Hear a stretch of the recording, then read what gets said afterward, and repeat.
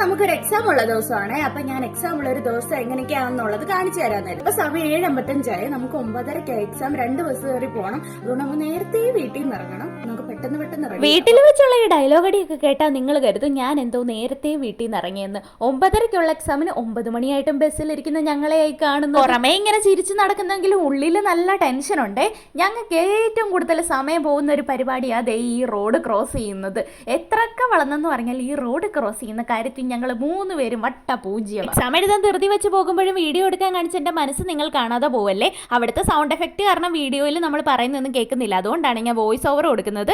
അങ്ങനെ ഫുഡൊക്കെ കഴിച്ചിട്ട് നമ്മുടെ ചടങ്ങായ ലിപ്സ്റ്റിക് ഇടലിലേക്ക് കടന്നു. 3 മണിക്കൂർ കൊണ്ട് എക്സാം എഴുതിയ ക്ഷീണം തീർക്കാൻ വേണ്ടി ഞാനും ആളും നമ്മുടെ നൊസ്റ്റു ഐറ്റമായി ചോക്കി കഴിക്കുന്നുണ്ട്. അത് കഴിഞ്ഞിട്ട് വീട്ടിലെത്തിയ പാടെ എന്തേലും ഒന്ന് ചെയ്ത് നോക്കാന്ന് കരുതി അതിനുവേണ്ടി നമ്മുടെ ഗ്ലിറ്റർ പേപ്പർ എടുത്തിട്ടുണ്ട്. ഈ ഗ്ലിറ്റർ പേപ്പർ കാണുമ്പോൾ എനിക്കിപ്പോൾ ഓർമ്മ വരുന്നത് എനിക്ക് പറ്റിയൊരു മണ്ടത്തരത്തിനെ പറ്റിയാണ്. വേറൊന്നുമല്ല, ഈ ഗ്ലിറ്റർ പേപ്പറിന്റെ അടിയിൽ ഇത് ഇളക്കി ഒട്ടിക്കാനുള്ള സ്റ്റിക്കർ ഉണ്ട്. എനിക്കിത് പക്ഷേ അറിയത്തില്ലായിരുന്നു. ബുദ്ധിമതിയായ ഞാൻ ഇത്രയും നാളും ആ സ്റ്റിക്കർ ഇളക്കാതെ അതിന്റെ മുകളിൽ പശ തേച്ചായിരുന്നു ഒട്ടിച്ചുകൊണ്ട് നടക്കുന്നത്. അങ്ങനെ നമ്മുടെ കമന്റ് ബോക്സിൽ കുറെ കുട്ടികൾ പറഞ്ഞപ്പോഴേ എനിക്കത് മനസ്സിലായത്. ബൈ ദ ബൈ, ഇന്ന് നമ്മൾ ഉണ്ടാക്കിയതൊരു ക്യൂട്ടായിട്ടുള്ള പില്ലോയാണ്.